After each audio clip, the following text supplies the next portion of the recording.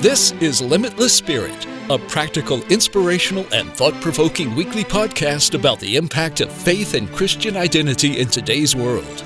And now here's your host, champion of Jesus and people who love him, world traveler and co-founder of World Missions Alliance, Helen Todd. Welcome to Limitless Spirit podcast. Nobody likes pain. Nobody likes giving something up. Nobody likes leaving the comfort zone. But constantly conforming to what is comfortable and familiar can lead us to unhappiness, dissatisfaction, and sometimes a crisis. So what can happen if we decide, instead of avoiding what is uncomfortable, to embrace it? Dr. Deb Gorton promises that if you're willing to take this chance, the reward is incredibly significant. Dr. Gorton is a theologian and a psychologist. She earned her PhD in clinical psychology from Fuller Graduate School of Psychology and her master's degree in theology from Fuller Theological Seminary. She recently published a book, Embracing Uncomfortable, Facing Our Fears While Pursuing Our Purpose. In this book, she warns us that without being challenged, we often lose sight of our true identity, compromise our core values, and most importantly, fail to fulfill our God-given purpose. I reached out to Dr. Deb to talk about what is the comfort myth, how do we discover what our core values are, and what are the rewards of embracing the uncomfortable. Dr. Deb, thank you so much for being on our Limitless Spirit podcast. How are you today? I'm well. Thank you so much for having me. Well, I'm extremely excited about this interview because when I saw the title of your book, I thought, how timely. This subject of embracing the uncomfortable is something that I think we all are going to face in the near future as we're entering the new normal after this COVID-19 pandemic. Yes, absolutely. It is very timely. I would agree with that. Now, my understanding is that this is a very personal book for you. So, what really launched you on this journey of exploration, how to embrace the uncomfortable? Yeah, I do include a lot of my own personal story in the book. And, I would say for me, probably one of the more defining moments in my life and what prompted me to step into this space was losing my mom. And unfortunately, she took her own life about 12 years ago. And it just really kind of shattered my identity and forced me to come face to face with some beliefs that I had about myself and my own worth. And through self reflection, I had just graduated with my PhD in clinical psychology, my own counseling. I came to realize that I was making a lot of choices based on this really misguided understanding of who I was, which was kind of the fixer in all situations. And if I wasn't able to fix or solve something, my world would come crashing down. And it really took a lot of movement towards these uncomfortable decisions that aligned me more with my core values and purpose. Um, and of course, then that kind of helped me to see that a lot of people are making these decisions, these sort of default, automatic, habitual choices that aren't actually in line with what they value most, but in the moment are more comfortable, really because they're more familiar. You mentioned that this problem came from your misguided understanding of self, of who you are. Why do you think that happens? How do we develop this misguided understanding of ourselves? I think all of us have different experiences, even in the most idyllic childhoods, of, at some point or another, maybe having our wires crossed a bit in our minds regarding what worth and what value is placed on humankind. And, I could speak from the standpoint of the clients that I work with or my close friendships. And, um, I think people have a desire for love and belonging. And at some point, they start to see that placed in external factors. So, pleasing other people, achievement. For some people, it's amassing wealth. And it really begins to drive their decision making. So, in other words, we are looking into the wrong mirrors. We're looking into the perception of others of who we are instead of trying to seek who God sees us. That's a great way of putting it. Yeah, I love that idea of looking into the mirrors that other people hold up to us based on who they want or see us to be versus who God has designed us to be. Absolutely. So then, once we have that misguided understanding of who we are, we sort of fall into patterns to support that. And these patterns lead us into the comfort zone or the state of complacency. Is that what the myth you talk about, the myth of comfort? So what is the myth of comfort? Yeah, the comfort myth. That's a great one. So it is. It's kind of defaulting to what we have placed on our identity based on others' expectations, whether that's people we know, whether it's the media, whether it's kind of the larger voice in our community, and then we start making decisions based on that, which are largely unconscious. And in the book, I use my own example of being in graduate school and feeling like I had to fit a particular mold in order to fit in, which is another, I think, core place where our false identities develop. It's this longing and desire to fit in and to belong, and so we get really familiar with those choices, and they become patterned in our lives, and we think that they're what's making us comfortable. The challenge is they're leading to this really long-term sense of discomfort because they're not consistent with what we deeply and truly value most. How do we know what we value most? If we have this misguided image of ourselves and we're largely influenced by the outside factors and the choices and decisions that we make, where do we draw this understanding of what are our core values? It's interesting. So one of the questions I ask my clients most often is that very thing. What do you value most? And I would say most individuals have at least kind of an arbitrary sense that they have values. But when you're faced with that question, rarely do I find people are able to, kind of spit out or say what those values are right away. It's kind of like, oh, well, I know I value this, but they haven't taken the time to really root that out.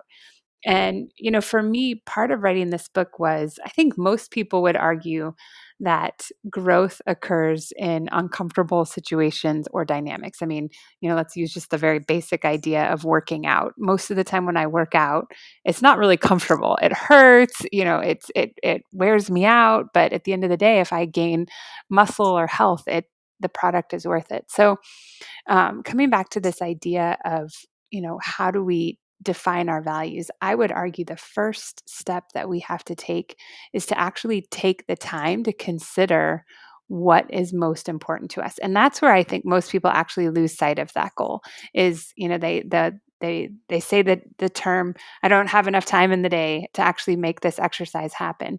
But it's really critical to kind of weigh the cost of not knowing how and what your values are, to the gain of sacrificing some time to really root those out. And I have some exercises in the book as to how to actually go about defining your values. But just kind of on a basic level, it's really taking an inventory of all of the things that are important to you, where you spend your time, the relationships that you invest in, how you spend your money, what are some of the key memories in your life that are most important to you, places that you like to visit, and then asking the critical question of why. Why are those important to me? And those things can really help bring insight into what our core values are. It made me think, don't you think this is why God sometimes allows us to go through these trials and tribulations?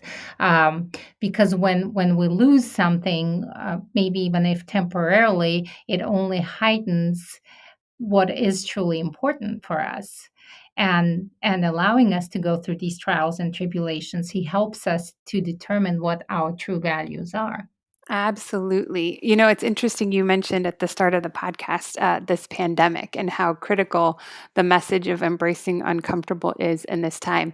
And I remember when we first started the shelter in place and people were, kind of intrigued by the idea of quarantining, not as fatigued as they are on the other side of it right now, but a lot of messages were popping up on social media and in online articles about our values and how we're confronted with our values in a moment like this. And I know for me personally, I was very aware of the fact one of my core values is relationship. And I have a grandmother who's 101. She is the matriarch of our family. And Wow. this has been a really hard time for her. She's in an independent living facility. She's amazing for her age, but she can't have visitors. And prior to the pandemic, I would call my grandma probably every couple months, not too frequently. And in the midst of this, I've called her at least every week. And it just struck me, why am I not doing this, throughout the year? And other, why haven't I been doing this before? And it's because, again, I busy myself with work and other activities that aren't not important, but don't really reflect my true value. So, in this way, the pandemic really helped you to focus on what is important. Yeah, it did. And what I hope people would start to think about, whether it's still in the pandemic or whether it's on the other side is, again, I try to live by this motto that every decision we make involves a loss. And that can be considered somewhat pessimistic thinking, but it's not meant to be. It's really supposed to draw our attention to the reality that no matter what I choose to do, I'm making a sacrifice on the other side. And if I can orient my decision making to that mentality, perhaps instead of just kind of losing things I don't think about, instead I can make a conscious decision to gain what I really want to gain and lose what I'm okay losing. So I don't want to make this loss. I don't want to lose the importance of family. So I am willing to take this loss, perhaps taking on another project or saying yes to something or agreeing to get my kids involved in something. And losses are hard. So it is important to validate the emotion that comes with a loss. But, we're kidding ourselves if we don't consider the reality that every decision we make does involve a loss. That's a great point. So, why is it so important for us to embrace the uncomfortable? And what are the benefits of embracing the uncomfortable? The biggest thing that I see as the outcome of embracing uncomfortable is living a life that's congruent with who God designed us to be and what really motivates us as our core. And when we live incongruently, it creates overwhelming amounts of stress in our lives. And I can see this with the clients I work with, again, with people in my close inner circle. And whether they're Christian or not, we all make these types of decisions every day. And so I've worked with clients who are struggling in their relationships and their marriages. And when we look at the decisions that they're making, oftentimes, again, they're not consistent with what their core values are. Respecting their spouse, upholding the vows of their marriage, investing in time with family. And so this compact stress of making choices that don't align with what's most important to us just grows over time, and I would say is a strong contributing factor to a lot of our mental health issues, anxiety, depression, health related issues that are correlated to stress. So, you know. The funny thing is when we're willing to step into the discomfort in the moment, it actually creates longer term comfort and contentment. Um, that is what we truly desire. And so it's actually a greater benefit to us to put ourselves in these uncomfortable situations and to build what I would call stress resilience. Very interesting. So basically, if we were to sum it up, um, the comfort zone is trying to conform to the image of yourself that is not really you, that was created by the desire to fit in or please someone or an ideal that is not really reflective of who you are. And in a sense, it is not comfortable, but it is the comfort zone because you think this is what you're supposed to do. And then embracing the uncomfortable is actually going deep down inside and recognizing who you are, what is important to you, and then making sacrifices in order to achieve really the purpose for which God created you. That's a great way of summarizing it. Yeah, absolutely. And out of embracing uncomfortable, again, in those times of reflection, we actually feel this great sense of satisfaction in choosing um, situations, circumstances, and relationships that really align with that core of who God created us to be. And what are some of the practical ways that you would advise people in venturing out on this journey of embracing the uncomfortable? Well, first of all, they could buy my book for sure.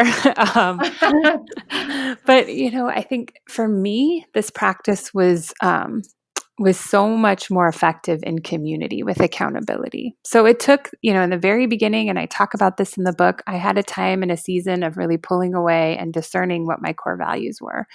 And then I involved my community, and each day I would set aside time, and it doesn't have to be long, a minute, 5 minutes, to just reflect and think about the decisions I made throughout the day and ask myself, okay, in that moment, was I defaulting to comfort? Was I kind of trying to allay the anxiety or the fears I was experiencing and not choosing core to who I was? Or was I really stepping into that uncomfortable place and making that healthy decision?